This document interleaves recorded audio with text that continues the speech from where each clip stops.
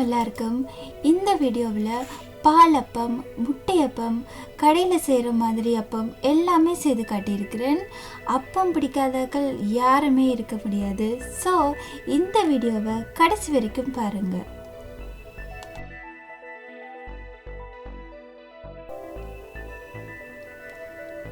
இதில் வெள்ளை பச்சை அரிசி இருக்குது.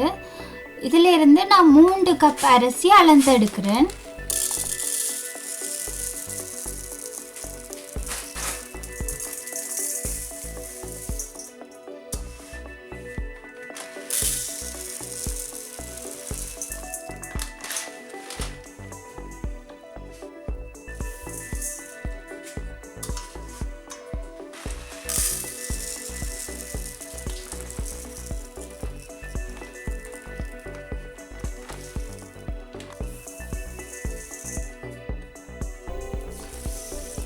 அரிசியை தண்ணி விட்டு 2 தடவை நல்லா கழுவி எடுத்துட்டு 3 மணித்தியாலம் ஊற விடுவோம்.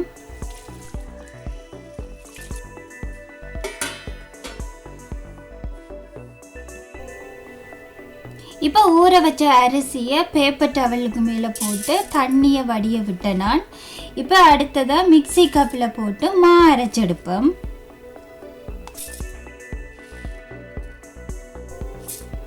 அப்பத்துக்கு குறுநல் எடுத்து கஞ்சி காய்ச்சி சுட்டா நல்லா இருக்கும்.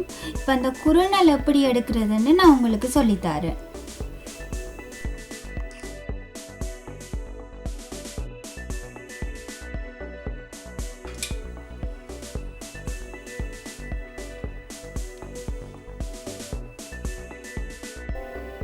இந்த மாவில் இருந்து குறுநல் எடுக்கணும்.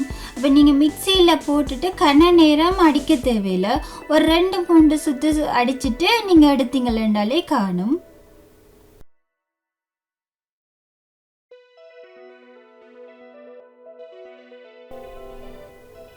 இப்போ மாவெல்லாம் அரைச்சி முடிஞ்சது. இப்போ இதில் இருந்து குறுநல் எடுப்போம். இப்போ நீங்கள் எப்படியே இப்போ அரிக்கனோடையே வச்சு பிடிச்சி எடுத்தீங்களேன்னு சொன்னால் அந்த குறுநல் பிரிம்பாக வரும். அதை நீங்கள் தட்டி எடுங்கோ. திருப்பி அப்படியே பிடிச்சி சின்ன வர குறுநலை தட்டி எடுங்கோ.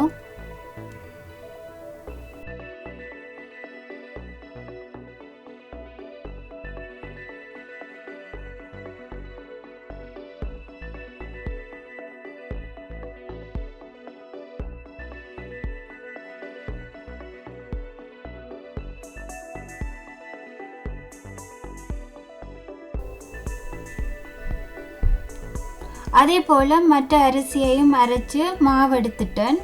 குறுநலும் எடுத்திருக்கிறேன். இப்போ இந்த கப்புண்ட அளவுக்கு எனக்கு 5 சுண்டு மாவு வந்தது.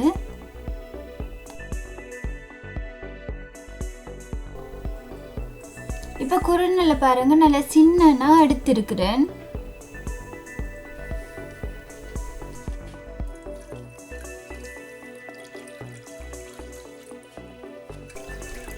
இப்போ கஞ்சி காய்ச்சுவோம். இப்போ குறுநலுக்கு நிறைய தண்ணி விடுங்க. அப்போ தான் அந்த கட்டி படாமல் இருக்கும். கிண்டேக்குள்ள கட்டி ஆகாது, ஈஸியாக இருக்கும். அப்படியே கஞ்சி மாதிரியே வரும்.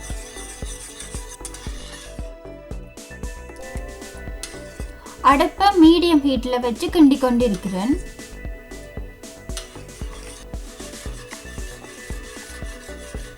அப்படியே கட்டியாகாம கஞ்சி மாதிரியே வந்து கொண்டிருக்குது. இப்போ நான் அடுப்பை நிப்பாட்டிட்டேன். இப்போ பார்த்தீங்கன்னா நல்லா திக்காக நல்லா கஞ்சி மாதிரி வந்துட்டுது. இதை இப்போ நாங்கள் ஆற விடுவோம். இப்போ இதில் பாஸ்மதி சோறு 3/4 கப் போல் எடுத்துருக்கிறேன். அதே போல் தேங்காய் பூவும் 3/4 கப் போல் எடுக்கிறேன். அதோட ஒரு சின்ன தேங்காய் வேண்டி உடைச்சேன் நான். அதில் இருந்து வந்த இளநி தான் இது. இதில் இருந்து நான் இப்போ அரைவாசியை இதுக்குள்ள விடுறேன். பிறகு தேவையாண்டா விட்டு அரைக்கலாம்.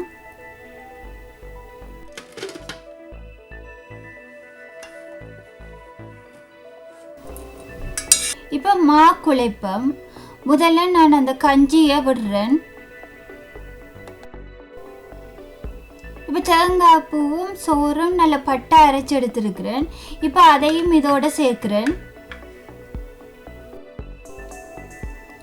மிச்சம் பச்ச இளநியையும் இதுக்குள்ள நான் விடுறேன். இதில் ரஸ்க் தூள் இருக்குது. கணக்கு தேவையில கொஞ்சம் போல சேர்த்தா காணும். ரஸ்க் தூள் நான் ஏன் சேர்க்குறேன்னா புளிக்கிறதுக்கும் ஹெல்ப் பண்ணும். அதோட கொஞ்சம் அப்பம் கிறிஸ்பியாகவும் வரும். மா புளிக்கிறதுக்கு நல்ல வெக்கையான இடம் தேவை. அதுக்கண்ட மாவை கொண்டு போய் வெயிலுக்குள்ளே வைக்கக்கூடாது, பழுதாக போயிடும். உங்களோட கிச்சன் கவுண்டர் டாப்பில் வச்சாலே காணும். நீங்கள் காலம்பியே முதல் நாள் காலம்பியே நீங்கள் அரிசியை ஊற போட்டுட்டு ஒரு 3 மணி அப்படி கரைச்சி வச்சிங்களேண்டா அடுத்த நாள் பின்னேரம் நல்லா புளிச்சிருக்கும், அப்பம் சுட நல்லா இருக்கும். இப்போ எங்களுக்கு அடுத்த நாள் பின்னேரம் இப்போ மா எப்படி வந்திருக்குன்னு பார்ப்போம். இப்போ பார்த்தீங்கன்னா தெரியும், நல்லா புளிச்சு வந்திருக்குது.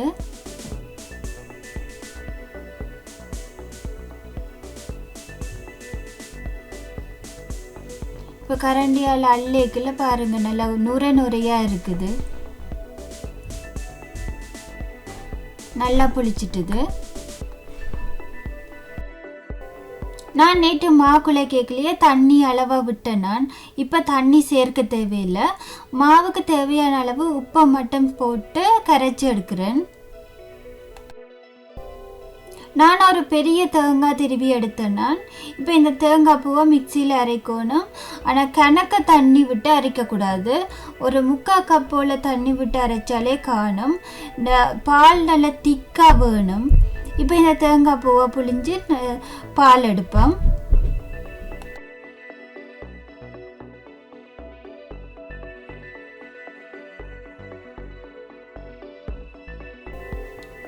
நான் இப்போ பால் புழிஞ்சு எடுத்துட்டேன். இப்போ 3 டேபிள் ஸ்பூன் சுகர் சேர்த்து கரைச்சி எடுக்கிறேன். இப்போ உங்களுக்கு நீங்கள் எவ்வளவு இனிப்பு பிடிக்குமோ அந்தளவுக்கு சுகரை சேருங்க. ஆனால் கணக்க சேர்க்காதீங்க, பிறகு அப்போ சாப்பிட நல்லா இருக்காது.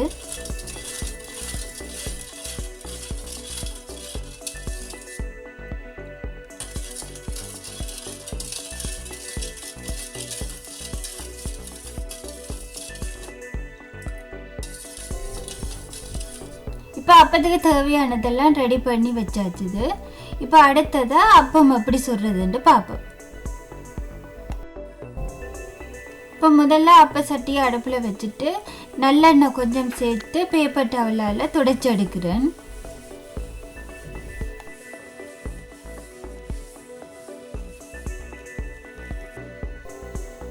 இப்போ சட்டி நல்லா சூடாயினோன்னு இதுக்குள்ளே இப்போ 1.5 கரண்டி மாவு விட்டு நல்லா சுற்றி எடுக்கிறேன்.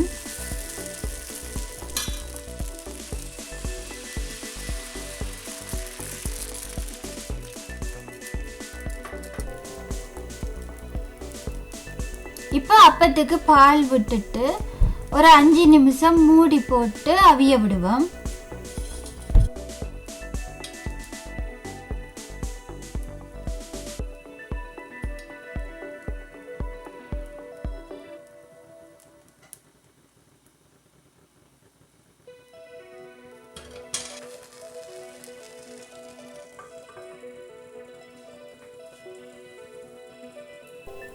இப்போ 5 நிமிஷத்தால் திறக்கிறேன் நான்.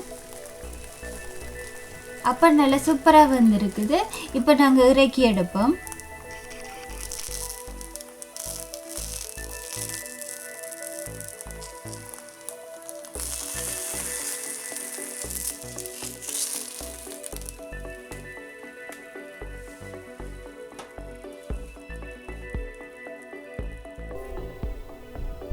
இப்போ இன்னும் ஒரு அப்பம் உங்களுக்கு சுட்டு காட்டுறேன். இப்போ 1.5 கரண்டி மாவு இதில் விட்டு நல்லா சுற்றி எடுக்கிறேன்.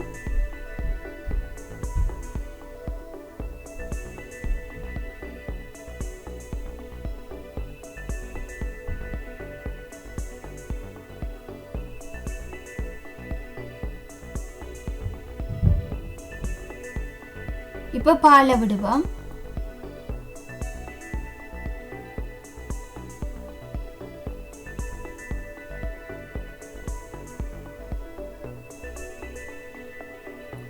அடுத்ததாக மூடியை மூடிட்டு 5 நிமிஷம் அவிய விடுறேன்.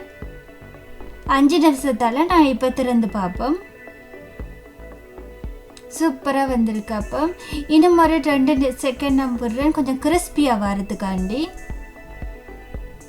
இப்போ நல்லா கிறிஸ்பியாக வந்திருக்குது. இப்போ இறக்கி எடுப்போம்.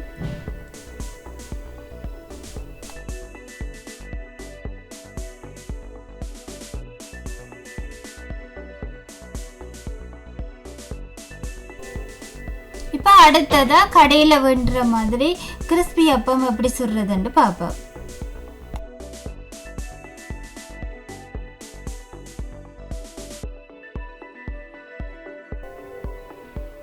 இப்போ நான் மற்ற மாவில் இருந்து கொஞ்சமாக பிரிம்பாக எடுத்தேன் நான். இப்போ இதுக்குள்ளே ஒரு 1/2 டீஸ்பூன் போல் பேக்கிங் பவுடர் போட்டு கரைச்சி எடுக்கிறேன்.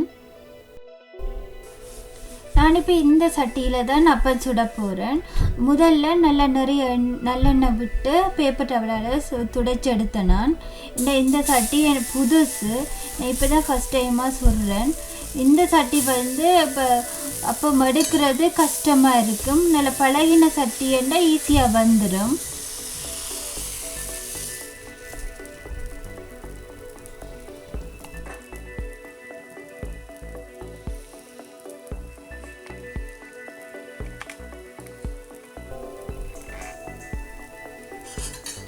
இப்போ பாலை விட்டுட்டு கொஞ்ச நேரம் மூடி அவிய விடுவோம்.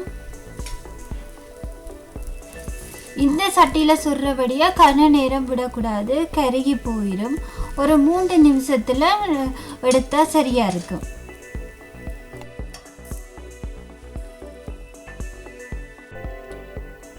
இப்போ நாங்கள் திறந்து பார்ப்போம். அப்போ நல்லா வந்திருக்குது. இப்போ கரண்டியால் மெல்லமாக அந்த கரையால் கிண்டி கிண்டி எடுக்கிறேன்.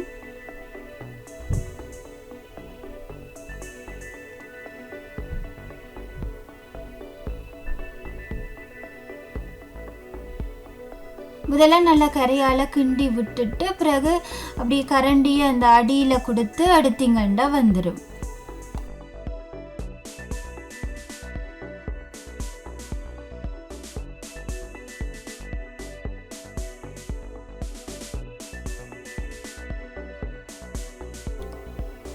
இப்போ கடைசியாக முட்டை அப்பம் அப்படி செய்கிறதுன்னு பார்ப்போம். முதல்ல முட்டையை உடைச்சி விட்டுட்டு ஒரு ஸ்பூன் எடுத்து அந்த மஞ்சள் கருவை நான் உடைச்சி விடுறேன். அதுக்கு பிறகு தேவையான அளவு உப்பும் மிளகு தூளும் போட்டுட்டு ஒரு 5 நிமிஷம் மூடி அவிய விடுவோம். அவ்வளவுதான். இந்த வீடியோ பார்த்த எல்லாருக்குமே நன்றி. ப்ளீஸ் சப்ஸ்கிரைப் பண்ணுங்கள், பெரிய ஹெல்ப்ஃபுல்லாக இருக்கும். அதோட பெல் பட்டனையும் அமர்த்தி விடுங்க. அப்போ தான் நான் போடுற வீடியோ உங்களுக்கு நோட்டிஃபிகேஷனில் வரும்.